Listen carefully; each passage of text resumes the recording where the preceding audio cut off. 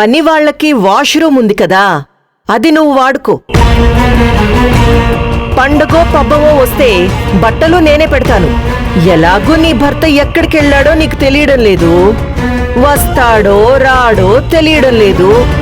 నీకున్న సంబంధం తెలిసి అదే పోలీస్ స్టేషన్కి వెళ్లడం చూసి విసుగు పుట్టి విరక్తి పుట్టి ఏ సన్యాసుల్లోనో కలిసిపోయుంటాడు.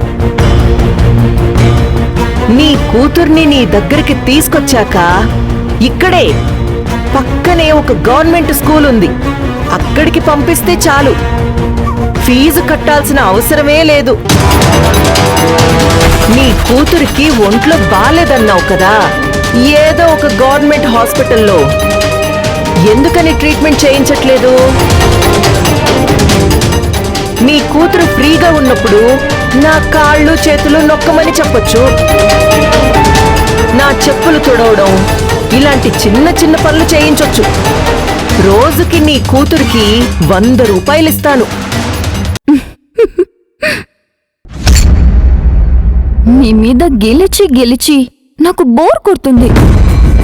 ఎన్నిసార్లు వచ్చి నా దగ్గర ఫైట్ చేస్తారు? మిమ్మల్ని చూస్తుంటే నాకు ఆ గజని గుర్తొస్తున్నాడు. ఓడిపోయి ప్రతిసారి మళ్ళీ గెలవచ్చు అనే ఆశతో ఫైట్ చేసేవాడు, ఓడిపోయేవాడు. మీది కూడా అలాంటి బుద్ధే అనిపిస్తుంది. కొంచెం సిగ్గు, శరం, మానం, మర్యాద ఏవి ఉన్నట్టే అనిపించడం లేదు.